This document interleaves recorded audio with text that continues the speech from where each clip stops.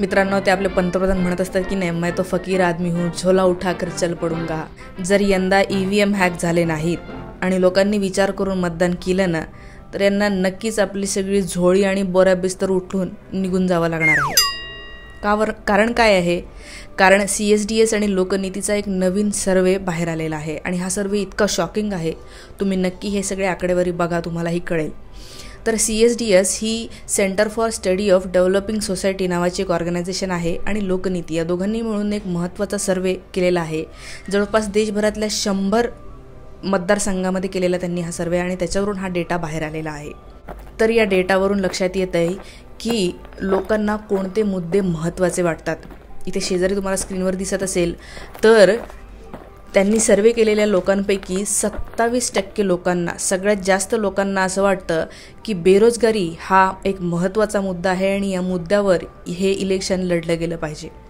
23% लोकांना महागाई हा महत्त्वाचा मुद्दा वाटतोय. 13% लोकांना विकास, डेव्हलपमेंट हा महत्त्वाचा मुद्दा वाटतोय. करप्शन 8% आणि राम मंदिर, जे आपल्या सगळ्यांना वाटत होतं की आता राम मंदिर बनलं तर लोक सगळे BJPला मतदान करणार का, तर फक्त 8% लोकांना राम मंदिर हा मुद्दा महत्त्वाचा वाटतो. आणि केवळ 2% लोकांना हिंदुत्व हा मुद्दा महत्त्वाचा वाटतो. हे लोक जे डंका पिटत असतात की मोदीजी आल्यामुळे देशाचं हिंदुत्वाचं रक्षण होतं आहे, की हिंदू धर्म हा खूप महत्त्वाचा, हिंदू धर्म नो डाऊट खूप महत्त्वाचा आहे, पण हा मुद्दा आपण ह्याच्यासाठी कुठल्याही व्यक्तीला पंतप्रधान म्हणून त्या पदावर बसवत नाही. बेरोजगारी कमी करण्यासाठी, महागाई कमी करण्यासाठी आणि देश नीट चालवण्यासाठी आपण तिथे बसवत असतो. तर आपल्या लक्षात येतं आहे की अनएम्प्लॉयमेंट आणि प्राईस राईस म्हणजे जवळपास 50% जनता अशी आहे देशातली की ज्यांना बेरोजगारी आणि महागाई हे 2 मुद्दे खूप महत्त्वाचे वाटतात. आणि आपल्याला माहिती असेल 2013मध्ये 2014चं सरकार यायच्या आधी मोदीजी जे वादे करत होते, इलेक्शनच्या त्यांच्या ज्या ॲडव्हर्टाइजमेंट होत्या की बस हो गई महंगाई की मार अब की बार BJP सरकार, किंवा बहुत हो गई बेरोजगारी अब की बार मोदी सरकार, अशा ज्या घोषणा होत्या त्यांच्या, आणि 10 वर्ष झाल्याच्या नंतरही जर 50% लोकांना हे वाटत असेल की बेरोजगारी आणि महागाई हा खूप मोठा इश्यू आहे, याचा अर्थ यांनी 10 वर्षात या ज्या घोषणा दिल्या होत्या त्याच्यावर त्यांनी काहीही केलेलं नाही आहे. 2013 साली मोदीजींनी असं सांगितलं होतं, जर आम्ही सत्तेत आलो तर 1 कोटी रोजगार दरवर्षी देणार, आणि ते सत्तेत आल्याच्या नंतर तितका रोजगार दिलेला नाही आहे. म्हणून आज लोकांना बेरोजगारी हा महत्त्वाचा मुद्दा वाटतो. शिवाय तुम्हाला माहीतच असेल की एक नवीन जो सर्वे आलेला आहे त्याच्यानुसार असं कळतं की या एकूण बेरोजगारापैकी 83% बेरोजगार हे युवक आहेत. म्हणजे 83% युवक बेरोजगार आहे, याचा अर्थ समजा तुम्ही की देशाची परिस्थिती काय आहे. आत्ता रोजगार नाही आहे आणि जो कंपन्या किंवा आपण म्हणतो मोदीजी कॉर्पोरेटसाठी खूप चांगले आहे, मोठ्या मोठ्या उद्योगांना ते सपोर्ट करत आहे, त्यामुळे रोजगार निर्मिती होते आहे. तर तुम्हाला माहीत नसेल हे कॉर्पोरेट्सवाले पण फार लिमिटेड लोकांना रोजगार देतात. आज शेती हे एकमेव असं क्षेत्र आहे की 50% लोकांना रोजगार या शेतीमधून मिळतो आणि या शेतीवरच सरकार फक्त 3% इन्व्हेस्टमेंट करते. त्यामुळे रोजगाराच्या बाबतीत हे फेल झालेलं सरकार आहे, हे या सर्वेवरून आपल्याला कळतंय.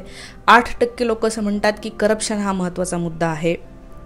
आणि जे लोक म्हणतात ना की मोदीजींचा इंटरनॅशनल डंका वाजतोय, इकडच्या पंतप्रधानांनी मोदीजींचे कसे पाया पडल्या, ते जे लोक भक्त नुसते बोंबलत असतात की मोदीजींचा काय काय खूप डंका वाजतोय, तर या सर्वेमध्ये कळलेलं आहे की फक्त 2% लोकांना मोदीजींचं इंटरनॅशनल डंका वाजतोय का त्यांची नाचक्की होते याच्याशी घेणं देणं आहे. म्हणजे लोकांना खरंच आहे ते बाहेरच्या देशामध्ये मोदीचं काय होतं याच्याशी घेणं देणं नाही आहे. लोकांना आपले जगण्याचे, खाण्यापिण्याचे, राहण्याचे, इलेक्ट्रिसिटी, पाण्याचे प्रश्न महत्त्वाचे वाटतात आणि हाच हे सर्वे सांगतो. या मुद्द्यावर कोणत्याही पक्षाने आज जर इलेक्शन लढलं तर नक्कीच त्यांना यश मिळू शकतं. बाकी आता ही पण न्यूज तुमच्यापर्यंत आली असेल की IIT बॉम्बेमधले 36% विद्यार्थी असे आहेत की ज्यांना प्लेसमेंट, त्यांना नोकरी नाही मिळत आहे. म्हणजे IITमध्ये शिक्षण घेऊनसुद्धा जर 36%, तुम्ही समजा 40 म्हणा, इतके लोक जर बेरोजगार राहत असेल तर तुम्ही लक्षात घ्या देशामध्ये रोजगार निर्मिती हे लोक करत नाही आहेत. आणि जे सरकारी पदं आहेत ती पदंसुद्धा भरली जात नाही आहेत. ही गोष्ट आपण नोट केली पाहिजे. या सरकारचं लक्ष फक्त एक लोकांना धर्मामध्ये भांडणं लावणे, कोणी श्रावण महिन्यामध्ये कोणी नॉनव्हेज खाल्लं, आता कोण फिश खातं आहे, लालू प्रसाद यादवचा मुलगा कसा नॉनव्हेज खातो आणि हे कसे या धर्माचं हे करतात, त्या धर्माचं ते करतात, ह्याच गोष्टींमध्ये तुम्हाला फसवून जे महत्त्वाचे रिअल मुद्दे आहे ज्याच्यावर विचार केला पाहिजे त्या गोष्टींपासून आपल्याला भरकटण्याचं काम हे लोक करत आहेत आत्ताचं सरकार. त्यामुळे आपण वेळीच जागा झालं पाहिजे. आणि या सर्वेमधून किंवा अजून एक सर्वे जो बाहेर आलेला आहे त्याच्यावरून हेच कळतं की आपल्या देशामध्ये जे वेल्थ क्रिएशन झालेलं आहे ना, म्हणजे आपण म्हणतो की भारताची संपत्ती समजा वाढलेली आहे, तर सर्वे असं सांगतो की फक्त 1% लोक आहेत ज्यांच्याकडे मॅक्सिमम पैसे गेलेले आहेत. 1% लोकांकडे. तुम्ही विचार करा की हे जे वेल्थ क्रिएशन झालेलं आहे म्हणजे जे श्रीमंत झालेले आहेत, तर 100तनं फक्त 1 व्यक्ती श्रीमंत झालेला आहे आणि बाकीचे 99 व्यक्ती यांना त्यातलं काहीही मिळालेलं नाही आहे. ही परिस्थिती. आणि देशातले 55% लोकांना असं वाटतं की मागच्या 5 वर्षामध्ये भ्रष्टाचार हा वाढलेला आहे. न खाऊंगा न खाने दूंगा वाले जे आहेत की नाही, त्यांचा जो डंका होता लोकांनी तो ओळखला. आणि 55% लोकांना असं वाटतंय की हे न खाऊंगा न खाने दूंगावाल्या गॅरंट्या झुट्या आहेत. यांनी भ्रष्टाचार केला आणि भ्रष्टाचार वाढला आहे. 5 वर्षामध्ये भ्रष्टाचार वाढला असं 55% जनतेला वाटतं. याचा अर्थ जनता जागी आहे.